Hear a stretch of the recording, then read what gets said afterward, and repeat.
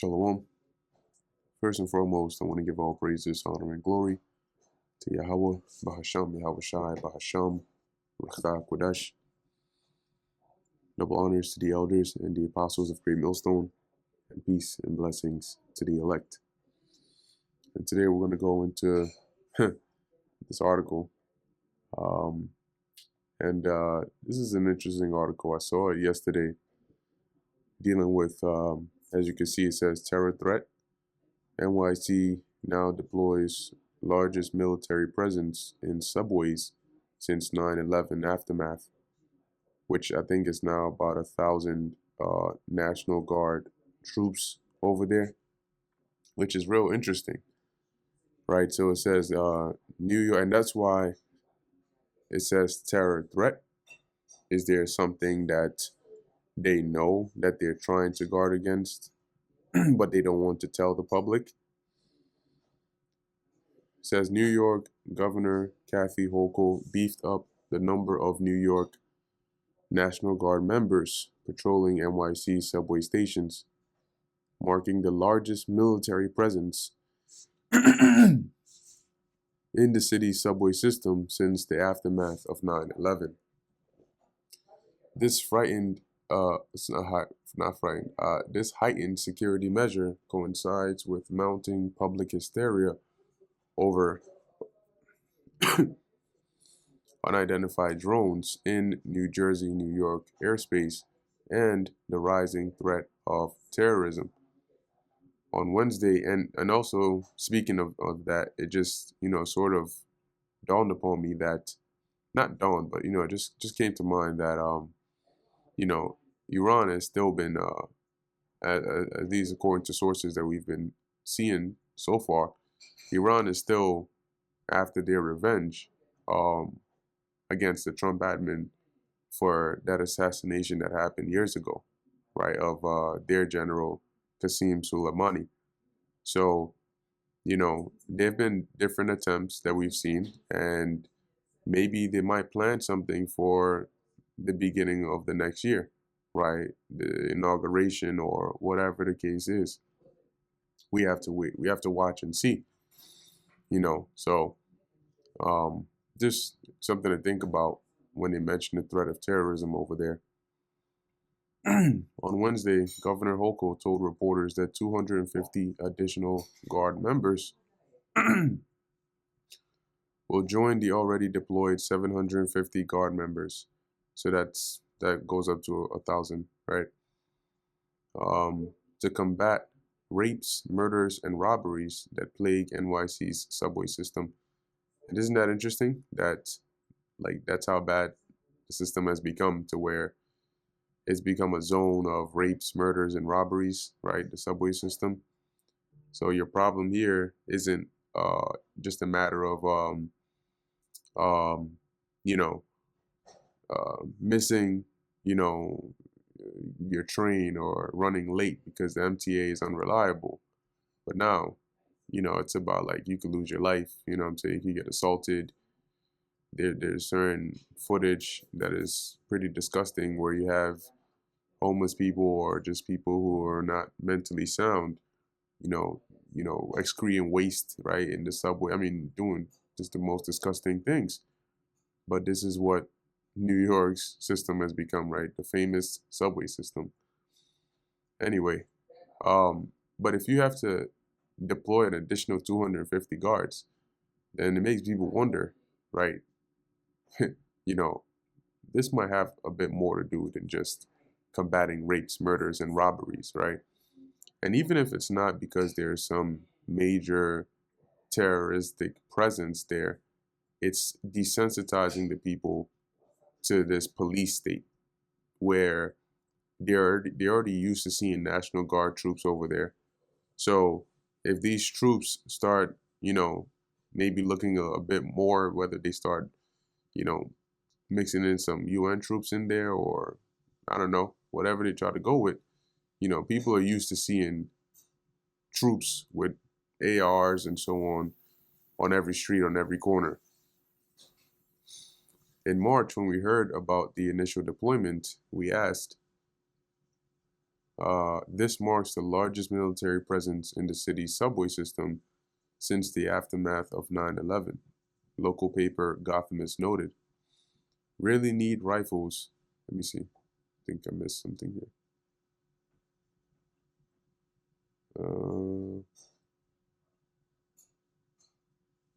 Okay, so maybe I didn't. Really need rifles to combat criminals in the subway.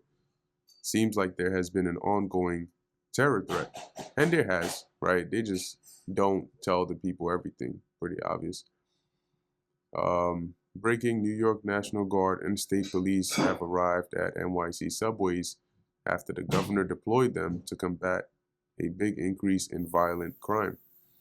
Perhaps if the New York prosecutors weren't so busy going after Donald Trump, they could spend their time locking up criminals. And this is in March 2024, and I believe I actually did a lesson on this. The governor said, I've heard from many people that the presence of the National Guard has made not just a physical difference, but a psychological difference in how they feel about safety. And you see this part right here?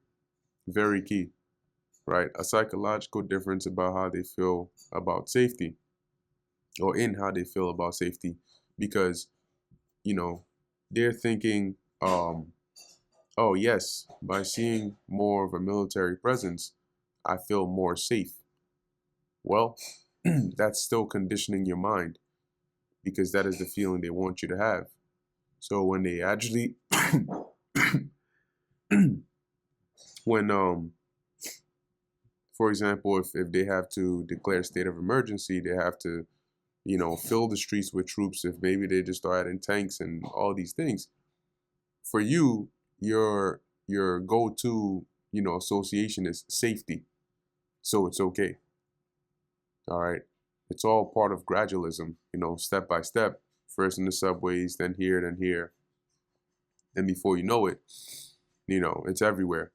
And you're living in a police state. When people see a person in uniform, NYPD, MTA, Transit, even our National Guard, they feel more secure than why it's a deterrent to those who would break our laws and threaten other riders. Adding, they see that the sense of security, they see that sense of security that if they have a problem, there's someone there to help. See, eventually, when the country flips upside down and those that are so-called there to help become, the opposite, that sense of security is going to disappear very quickly. And I forgot who said it, but he said, those who give up liberty for security deserve neither none, deserve neither of the two, something like that. Hochul credited the increased military presence, first deployed in March, with making riders feel safer. So why do you need an additional 250? 750 is not enough. They're not doing their job. They're not deterring people enough. Is it going to stop at 1,000? So because it's making people feel safer, but crime is still going up. Since March, there's still been some wild, activities going on.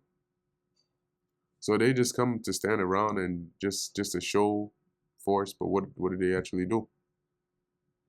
Sure, increasing the number of guard members to combat subway crime might make sense, but why not simply beef up NYPD patrols? Or the threat is much larger than NYPD officers can handle. There must be something the government is failing to tell folks in NYC, just like the feds went weeks with keeping the public in the dark about mystery drone flights in the region, which is true. And that's one thing people need to understand. Your government is not there to be transparent with you.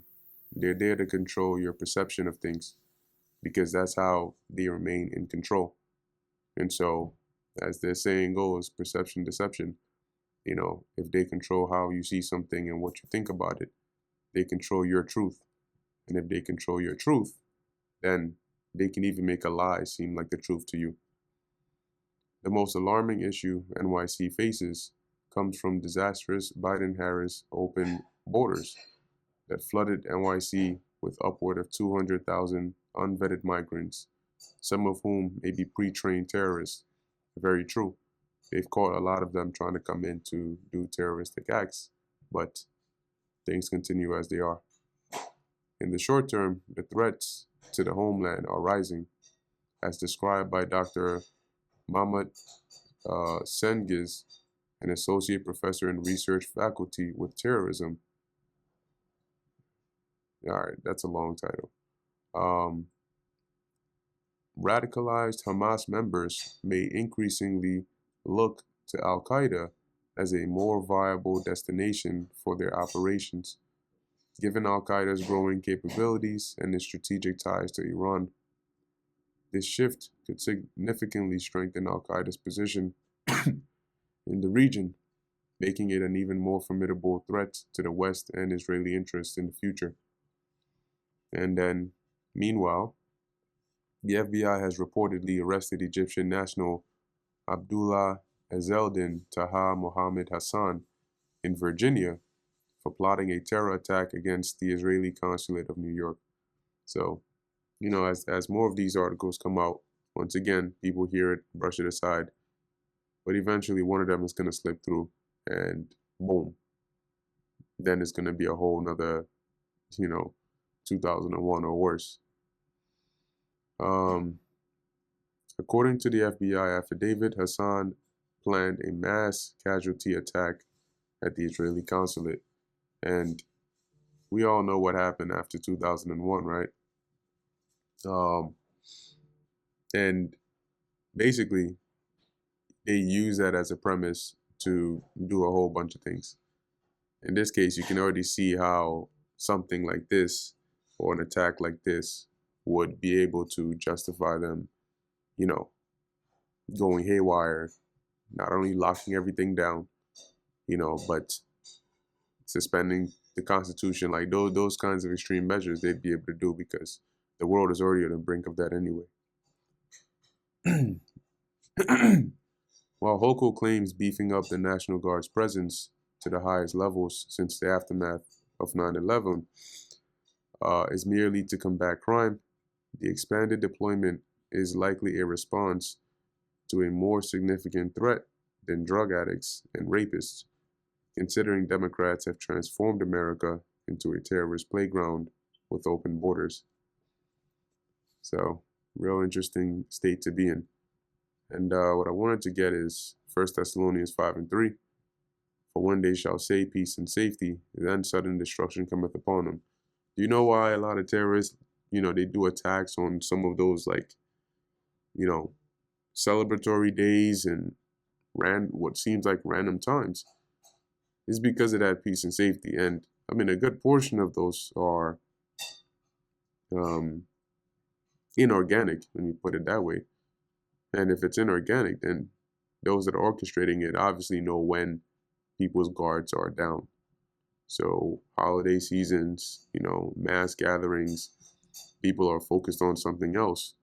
And then that's when, boom, sudden destruction cometh upon them, as travail upon a woman with child, and they shall not escape, because they're not ready, they're not paying attention, and above all else, they don't have the fear of Yahweh Ba'ashem Yahweh Shai. So, anyway, just wanted to speak on that, put that out there, show you what they're doing over here. There's definitely something going on. I missed all this whole drone situation, this increase in military presence. Something is coming down the horizon. So, watch as well as pray. All willing, this is edifying to the elect. In closing, I want to give all praises, honor, and glory to Yahweh, Bahasham, Yahweh Shai, Bahasham, Racha, Kodash, and until next time, Shalom.